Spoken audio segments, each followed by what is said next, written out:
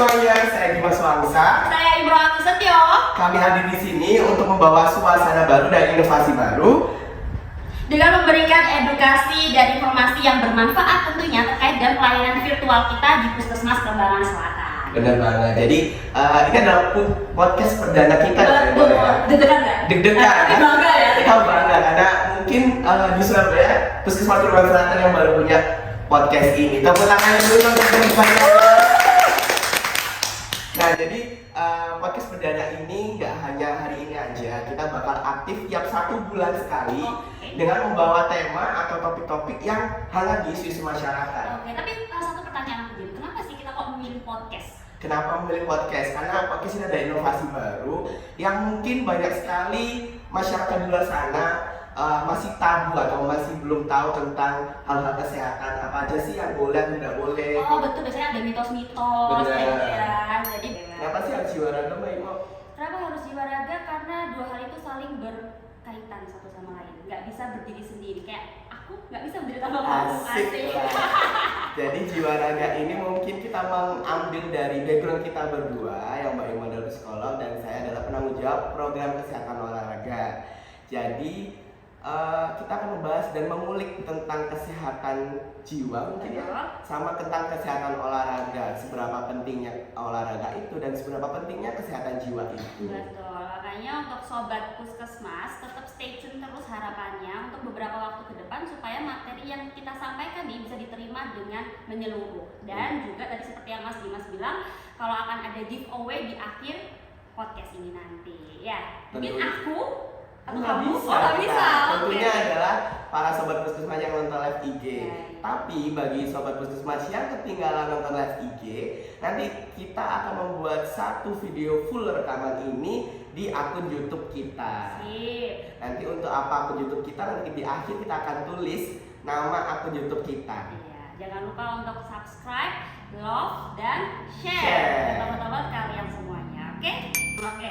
Jadi kalau misalnya kita ngomong tentang kesehatan jiwa ya, sebetulnya di Polipsikologi sendiri ini di Puskesmas Kembangan Selatan untuk kurun waktu 1 sampai 1,5 tahun terakhir itu cukup banyak banget individu usia remaja sampai dewasa awal ya, dewasa awal itu kurang lebih di atas 18 tahun datang untuk melakukan sesi konsultasi. Tapi ternyata ketika digali saat proses konseling ini ketarik masalahnya justru di fase anak yang terpendam sekian lama dan munculnya saat di fase remaja atau justru fase dewasa awal atau mungkin lansia seperti itu. Akhirnya kita bisa lihat kalau ternyata kesehatan mental atau mental health ini selalu membersamai kita di tahap perkembangan kita sebagai manusia, mulai dari anak, remaja, dewasa sampai dengan lansia kayak gitu. Wah, ternyata mental health ini benar-benar penting ya di kehidupan kita.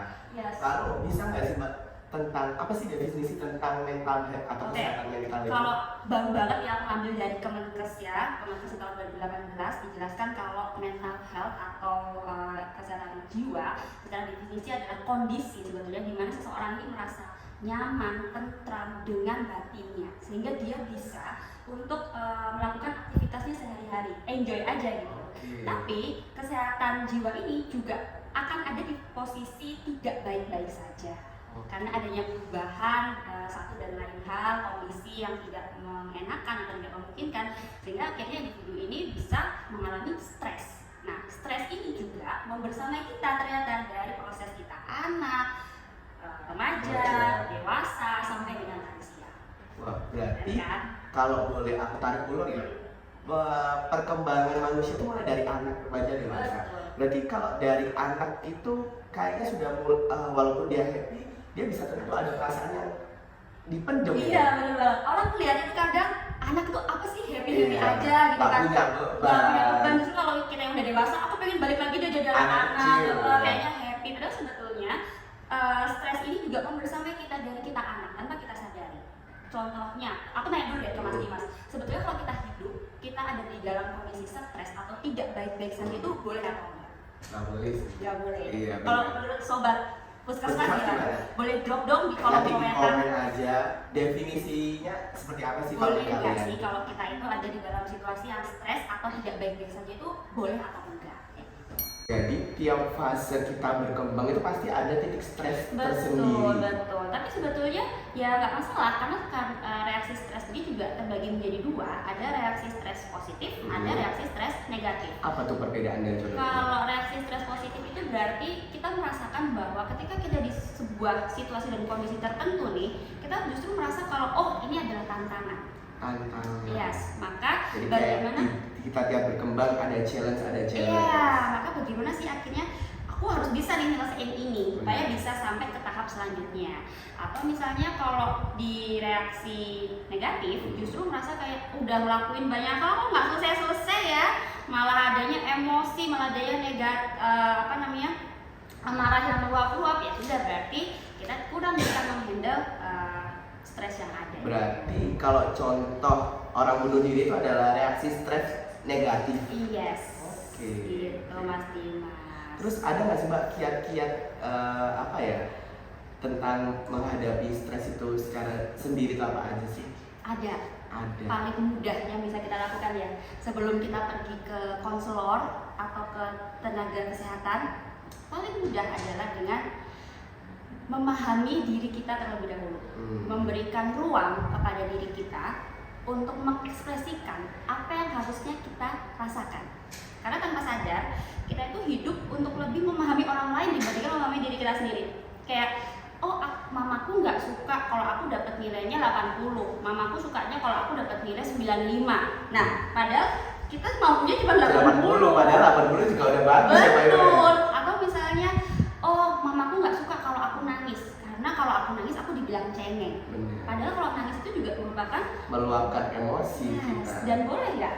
Boleh sih. Atau misalnya, bos aku nih, aku lagi kerja, bos aku tuh nggak suka kalau misalnya aku pulangnya tuh on time gitu loh. Sukanya bos itu melihat kalau kita pulangnya itu melebihi jam yang seharusnya. Bekerja terus kayak gitu ya. Nah, padahal sebetulnya pulang on time boleh nggak? Boleh banget. Boleh banget. Kita justru lebih banyak untuk memahami orang lain dibandingkan memahami diri kita sendiri. Dan akhirnya banyak juga orang-orang secara kehidupan sosial lebih banyak untuk merasakan emosi positifnya aja. Kamu seneng, senyum. Kamu lihat sesuatu hal yang lucu, tertawa. Amazing, happy ya. Tapi kalau misalnya kamu lagi kecewa, marah, sedih, nangis, kadang-kadang kita diperbolehkan nggak sih? Cemen gitu aja gitu. Boleh sebenarnya. Tapi malah kebanyakan tuh adu nasib. Duh, kamu itu tuh lihat di sebelah sana banyak yang lebih masalah lebih banyak. Betul, masalahnya lebih parah dibandingkan kamu, malah adu nasib. Padahal sebetulnya kita harus memberikan ruang juga pada diri kita untuk mengekspresikan apapun itu. Kamu mau marah silakan, kamu mau kecewa silakan, kamu mau nangis silakan. Ambil waktu sebentar untuk nangis, meluapkan, meremas-remas bantal atau kertas, kemudian balik lagi untuk back on track untuk kembali ke lingkungan yang tadinya itu, ya silakan, gak ada yang masalah gitu. Jadi lebih banyak untuk memahami diri kita, ngobrol gitu loh. Kamu maunya apa sih? Kamu Dimas, kamu sukanya apa? Kelebihan dan kekuranganmu tuh apa? Terus kamu kalau lagi ada masalah kamu seperti apa? Jadi kalau garis besar intinya kita harus bisa menerima diri kita, harus bisa lebih sadar lagi apa yang mau dari diri kita. Nanti kedepannya kita akan bisa menerima semuanya dan mengekspresikan apa yang kita rasakan itu nggak ada masalah, nggak apa-apa.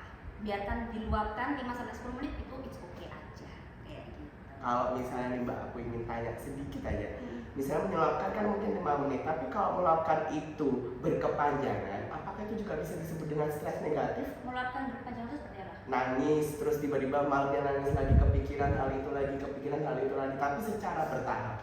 Apakah itu bisa disebut stres negatif atau stres positif? Apakah nangisnya seumur hidup?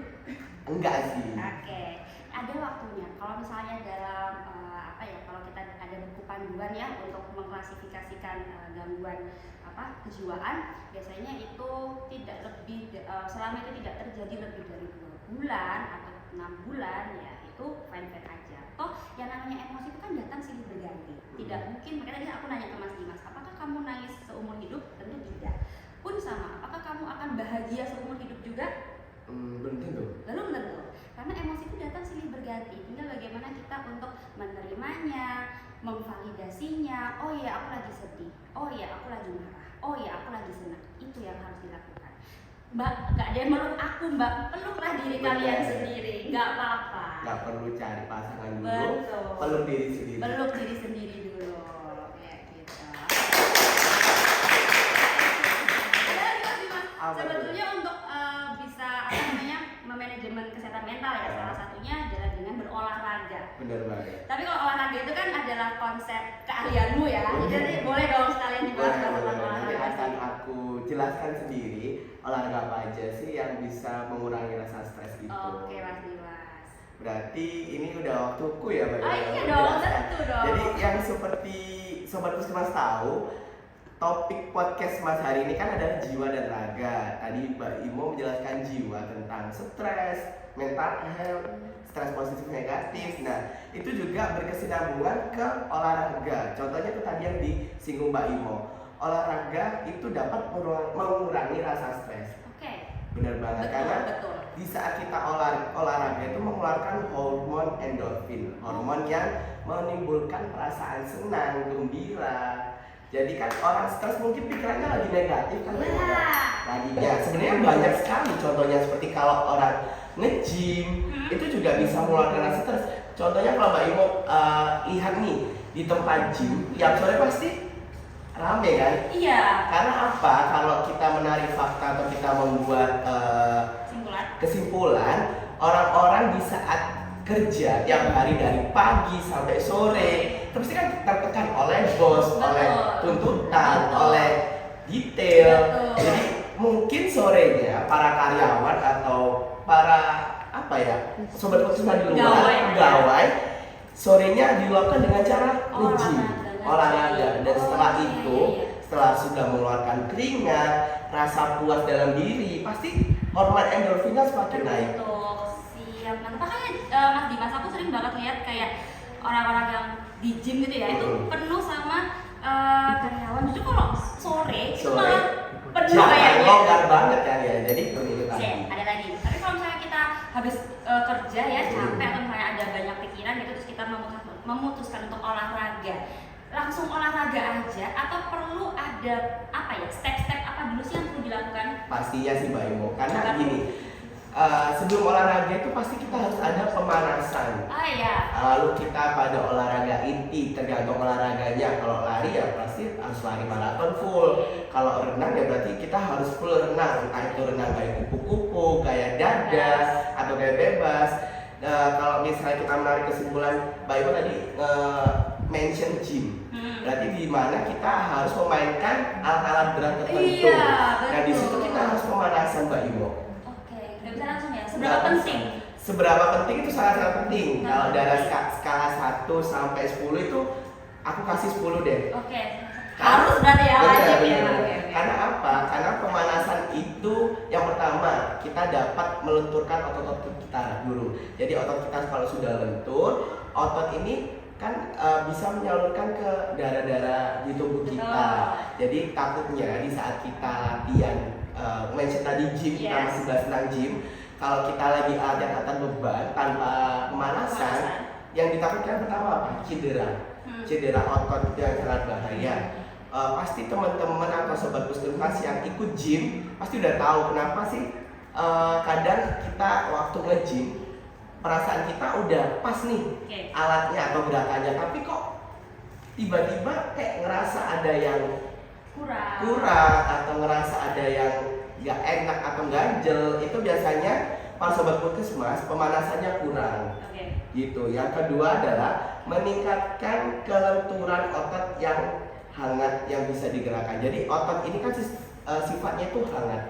Jadi kita dengan pemanasan, contohnya kalau tadi mention gym udah ya. Ini aku akan mention lari deh.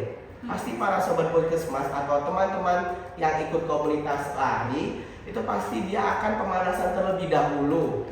Karena apa? Karena kalau lari itu kan kita butuh otot di daerah kaki. Karena kalau lari kan tumpuan kita ada di kaki. Entah itu mau ikut maraton 5 km, 10 km sampai yang full maraton 20 km itu ada loh. Jadi itu atlet-atlet kita itu pasti dia akan pemanasan. Kalau nggak gitu, ototnya akan kaku. Dan kaku jadinya apa? Jatuhnya nanti akan kram. Kram, cedera betis. Oh iya. Cedera betis itu biasanya yang dirasakan para pelari itu apa? Dari area betis ke atas itu merasa sering ngilu, nyeri. Iya. Nah, bagi sobat puskesmas yang sering lari biasanya di CFD atau tiap minggu di Taman Bungkul kali ya, itu saran saya itu harus pemanasan dulu Mbak Imo. Takutnya apa? Kedepannya tanpa pemanasan tiba-tiba dia hanya ingin action lagi atau ingin olahraga. Sebenarnya bagus kita punya motivasi, aku mau tiap minggu olahraga di CFD lari dan lain-lain, itu bagus banget. Tapi harus ingat pemanasan terlebih dahulu. Karena kalau tanpa pemanasan itu tadi, efek ke belakangnya yang akan susah. Atau akan yang kita rasakan itu tadi. Aku sih pernah ya kayak gitu ya Mas Dimas ya. Jadi kayak renang, enjoy aja gitu tanpa pemanasan kan. Ternyata seperti yang kau tadi bilang kalau ya bisa ngefek kemana-mana gitu. Terus akhirnya kaki itu tuh kram gitu. Ternyata kram dan itu yang bikin malu adalah harus ditolongin sama beberapa orang. Itu malunya tuh di situ sebenarnya. Malunya di situ ya. Nah, tadi kan Mbak Ibu juga sudah mention ya pernah istilahnya iseng renang, hanya cuma pengen having fun, tapi tiba-tiba kakinya kram. Nah itu adalah salah satu contoh yang bisa menyebabkan kefatalan juga sih Mbak Ibu. Takutnya apa? Kalau kita lagi renang, memang nggak semua orang bisa renang ya. Ada orang bisa renang, ada tidak bisa renang. Tetapi kram itu kalau di dunia atlet renang atau olahraga renang itu sangat-sangat fatal. Kan apa? Misalnya tiba-tiba Mbak Ibu lagi renang, sebenarnya Mbak Ibu bisa renang nih, cuma kayak pengen main air doang, having fun, tapi tiba-tiba udah di kedalaman 1 meter yang di satu sisi Mbak Ibu itu belum bisa lambang atau gimana, kram itu bisa jadi tenggelam. Yang ketiga adalah menjaga detak jantung agar lebih stabil. Jadi sistem jantung dan pembuluh darah itu harus ditingkatkan secara bertahap.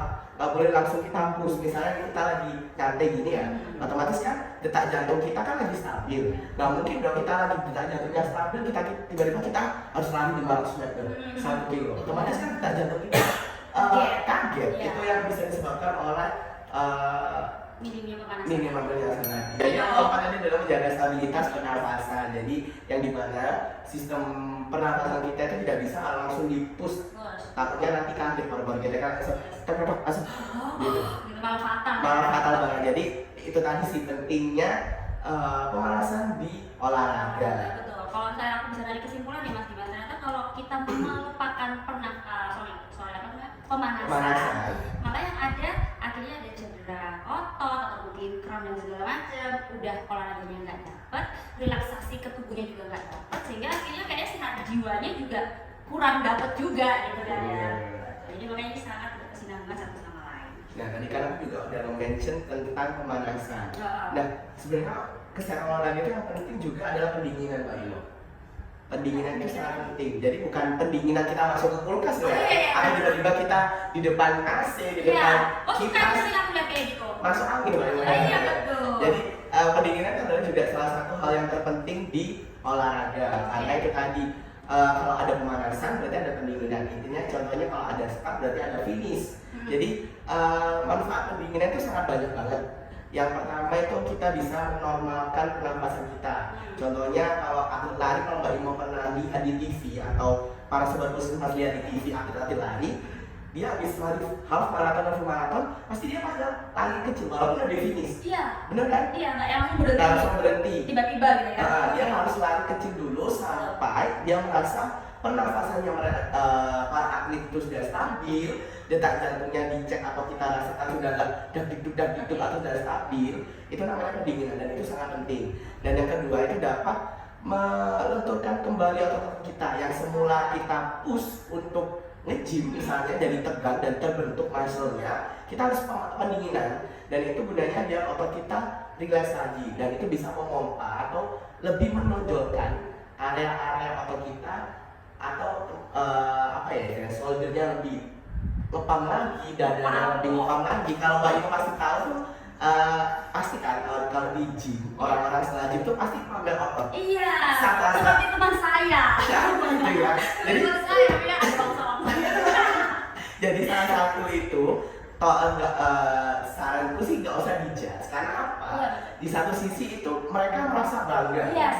Karena di satu sisi juga itu adalah hasil dari mereka sendiri. Betul, kerja keras mereka selama ini. Benar ya. banget. Jadi kalau misalnya sobat-sobat puskesmas ada yang lihat teman-temannya lagi flexing di gym, gini, sepatutnya ya dikasih reaksi Yes, betul. bangga atau gimana, karena itu adalah salah satu contoh dia sudah bisa memberanikan diri atau mengapresiasi diri dia sendiri dengan cara mengeluarkan stresnya itu dengan cara olahraga. Iya, betul banget tadi, Mas. Nah, jadi kalau menarik kesimpulan lagi tentang pendinginan, kalau Mbak mau lihat orang di gym pamer gitu, itu sebenarnya itu adalah hasil dari pendinginan. Oke. Karena kalau kita habis pemanasan olahraga, kita atau teman-teman gym lagi flexing atau alat otot itu kalau tanpa pendinginan, salah satunya ototnya nggak bisa timbul, nggak bisa terlihat lekukan-lekukannya. Oh, baru tahu nih, ilmu baru nih. Itulah Oke, contoh gitu. pendinginan. Jadi pendinginan Baik. sangat penting gitu loh ini. Mas, ya. Jadi kalau aku bisa tarik kesimpulan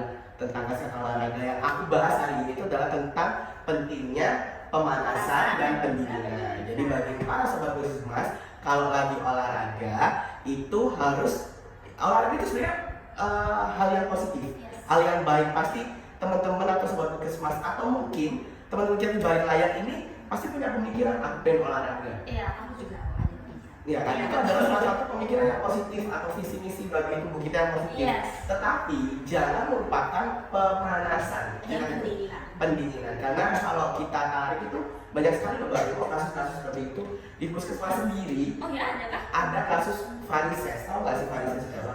Yang apa itu ototnya Otot timbul gitu timbul. ya? Oke. Otot yang timbul di area kaki. Oke. Nah itu kebanyakan terjadi karena apa? Karena kita setelah pemanasan, kita setelah olahraga, lupa pendinginan. Makanya tadi kalau aku menyinggung atlet lari, itu kenapa dia setelah lari full maraton dia bakal lari pendek atau lari kecil, entah itu di tempat, entah itu keliling-keliling udah nggak jelas. Itu kenapa? Kalau kita habis lari full, kan kita memaksimalkan di area kaki, otot-otot kaki kita bekerja. Nah itu kita nggak boleh langsung selonjoran atau menekuk kaki. Oh. Jadi kita harus melemaskan itu tadi otot-otot dan aliran darah yang ada di kaki. Kalau kita paksa untuk duduk atau jongkok atau menekuk kaki, itu yang bisa menyebabkan varises. Oke, soalnya banyak banget aku melihat jangan ditekuk selonjoran. Ya, kalau olahraga dulu kan SD SMP kan Iya. guru olahraga pejas kita atau guru olahraga sobat puskesmas pasti pernah mention, kakinya dilurusin dulu, anaknya dilurusin dulu. Itu apa? Karena di saat kita lari atau olahraga yang menggunakan kaki, itu otot kita tuh lagi bekerja, mengalirkan darah di otot. Jadi kalau kita tekuk yang ada malah tegang dan itu bisa menimbulkan varises. Dan varises itu sangat-sangat fatal.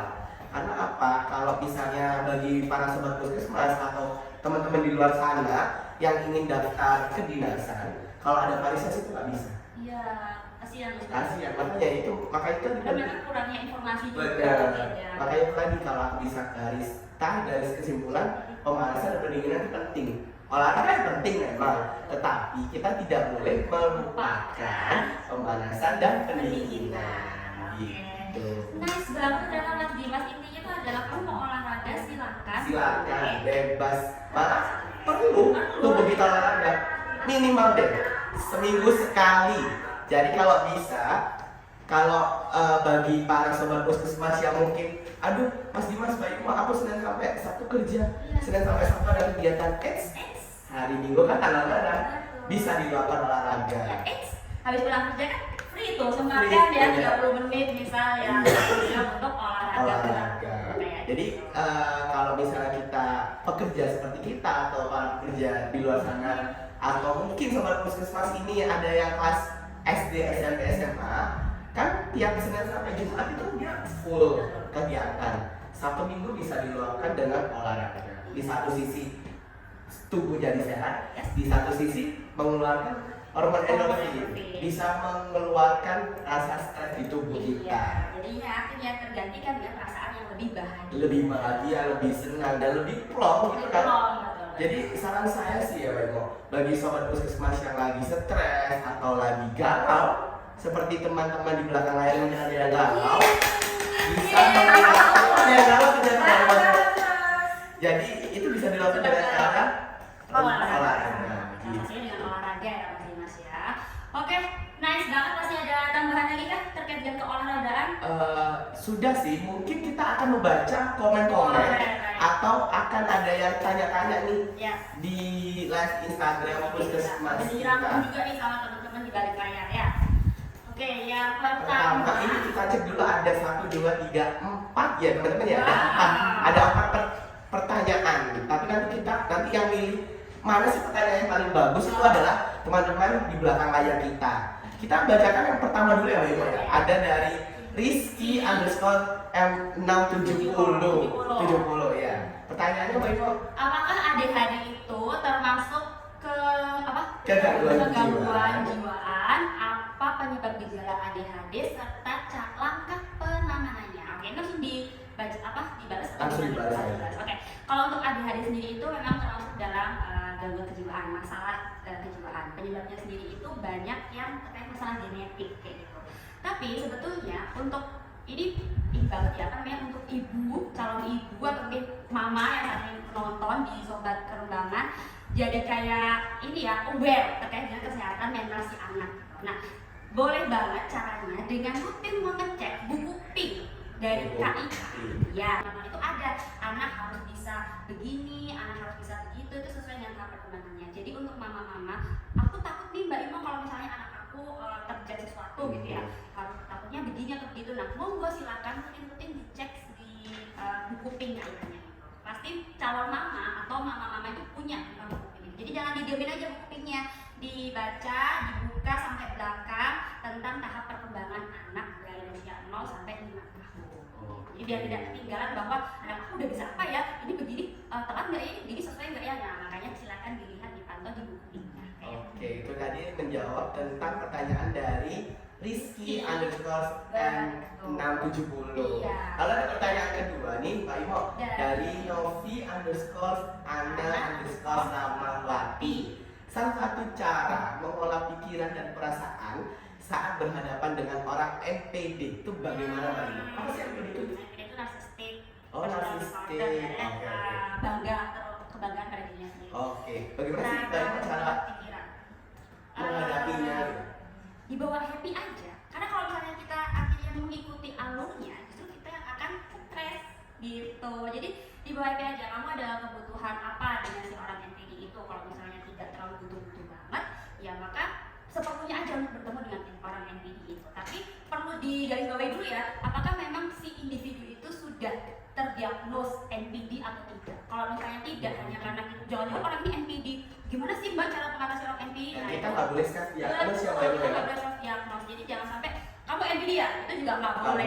Jadi harus betul-betul melalui tahap pengecekan ya. Tahap pengecekan itu bisa dilakukan di puskesmas maupun rumah sakit. Jadi kita bisa bilang orang ini NPD Mbak Imo karena memang sudah ada diagnos yang keluar dari yang berwenang, yaitu rumah sakit maupun dokter atau psikiater. Ya.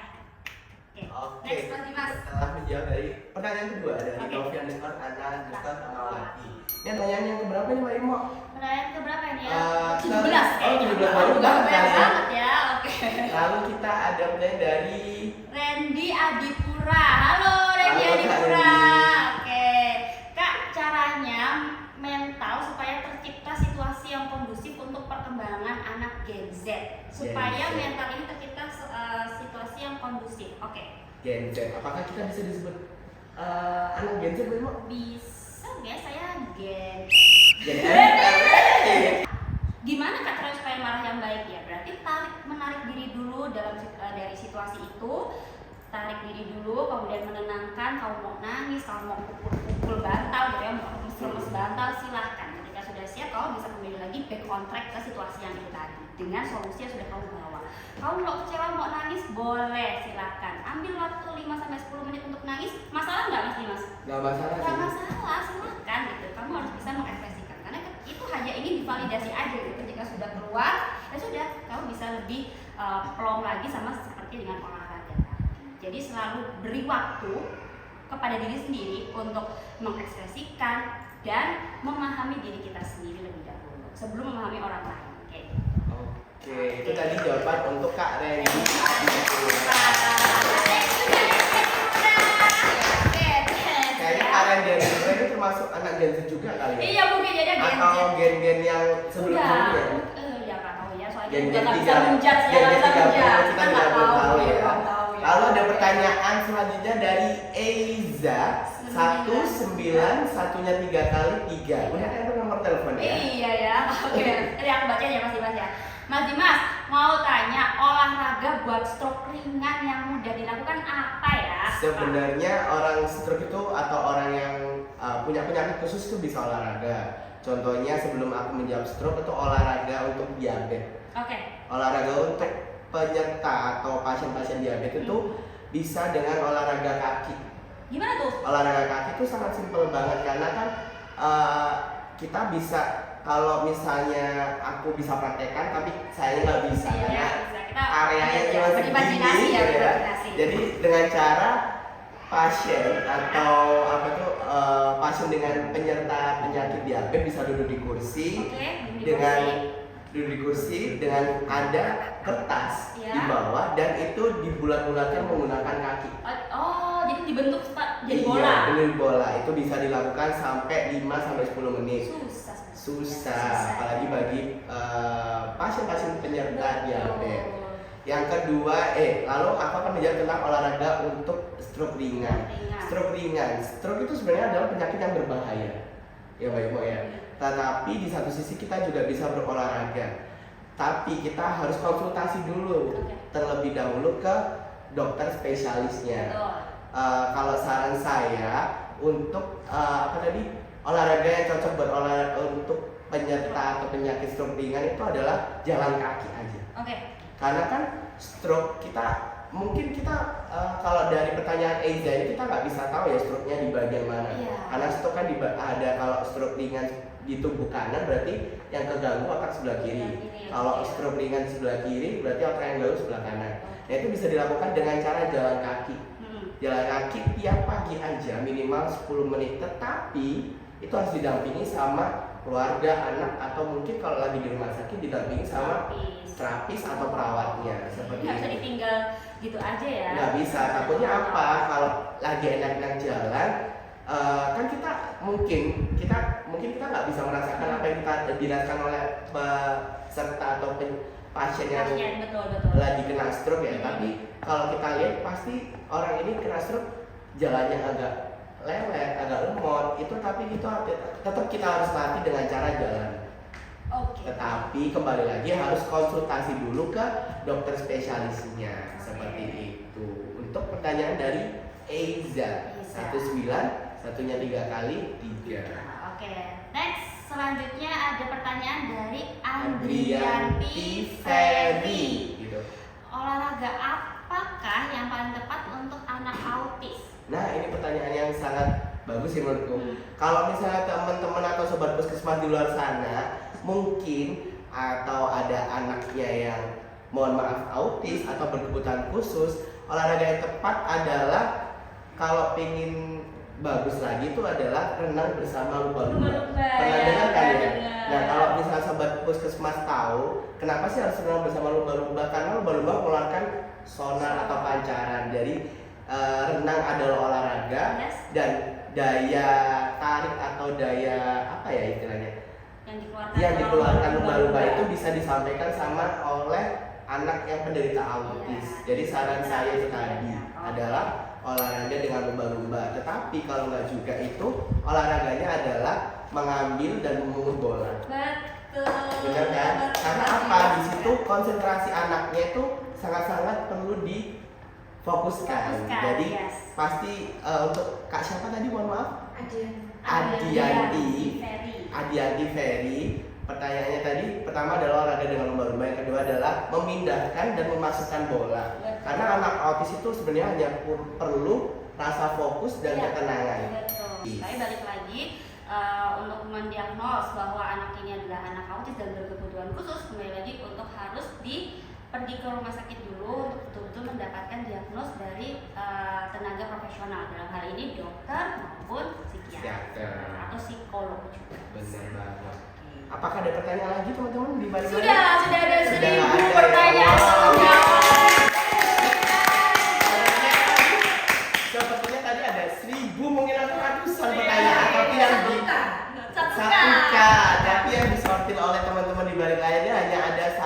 2, 3, 4, 5, 6, 7 pertanyaan. Nah, dari ketujuh orang pertanyaan atau Ya. 7 pertanyaan ini, siapa sih Mbak Ima yang dapat hadiah? Ini dia yang pertama adalah dari Rizky_M670. Selamat kepada Kak Rizky. Dan yang kedua, yang akan mendapatkan giveaway dari kita dari nama Instagram Novi_Rahmawati. Yang ketiga adalah dari @may_0189. 99 Mbak Ima. Oh, 99. _0199. Sorry ya, baik. Itu tadi adalah 3 orang yang akan mendapatkan giveaway dari kita. Kita meminta untuk DM ke IG Puskesmas kita, nama lengkap dan nomor HP. Nanti akan dihubungi atau dikonfirmasi oleh teman-teman di balik layar atau oleh admin Instagram kita. Betul banget. Oke, kayaknya seru ya Mas. Seru banget kayaknya kalau kita lanjut terus ini gak bakal berhenti Mbak Ima. Tapi sabar, ditahan dulu karena kita masih ada pertemuan selanjutnya di bulan depan ya, admin ya. Iya, di bulan depan. Kalau nggak salah, tiap 1 bulan sekali kita akan nongol di Instagram dan di YouTube. Oke. Instagram kita apa namanya, Mbak Ima? Puskesmas Kerembangan Selatan. @PKM Kerembangan. @PKM Kerembangan Selatan. Dan untuk YouTube-nya bagi yang sobat Puskesmas, bagi yang ketinggalan nonton live kita hari ini, bisa nonton rangkuman tentang topik perdana podcast Mas ini di YouTube Puskesmas, yaitu Kerembangan Selatan. Nah, kapan untuk update-nya video ini? Kemungkinan 1-2 hari ke depan. Para sobat Puskesmas bisa cek di akun YouTube-nya. Lalu bisa cek di mana lagi, Mbak? Untuk cek di- jadwalnya? Bisa cek di FB juga bisa. Apa nama Di Facebooknya? Puskesmas Kerembangan Selatan. Nah, itu tadi ada 3 akun sosial media kita bagi teman-teman atau sobat Puskesmas yang ketinggalan atau mungkin bulan depan ingin tahu topik apa aja yang kita bahas. Aku Atau jadi penasaran nih Mas Dimas, besok ini bahas tentang apa ya? masih rahasia yang tahu hanya kita dan teman-teman di balik layar. Oh ya, aku ingin mention dulu bagi sobat Puskesmas yang ingin atau bertanya atau mungkin topiknya ingin diangkat atau kita kulik, betul. bisa saja DM atau mention atau komen mungkin ya, Mbak Ima. Atau tulis sekarang juga nggak apa-apa. Iya, apa yang ingin dibahas tentang kesehatan, entah itu mungkin apakah ibu hamil boleh membawa gunting kemana-mana. Iya betul.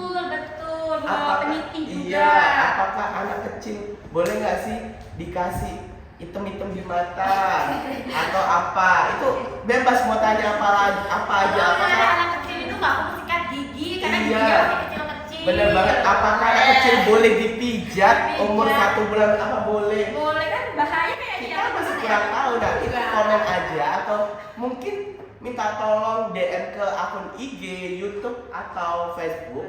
Nanti saran mana atau topik mana yang sangat menarik itu akan kita bahas dan kita undang narasumbernya langsung. yang berkompeten di bidang. Jadi kita akan mengundang, misalnya nih topiknya tentang pijat bayi, kita Ya. mungkin akan mengundang akupuntur atau mungkin mengundang petugas-petugas pemijat kita Ya, bisa jadi kan ya. Oke, kita tampung dulu lah ya. Benar ide banget. dari sobat Dan Puskesmas. kita nggak menutup kemungkinan akan kolaborasi atau collab dengan beberapa dokter mungkin, Ya. dokter spesialis, Betul. artis mungkin Artis bisa.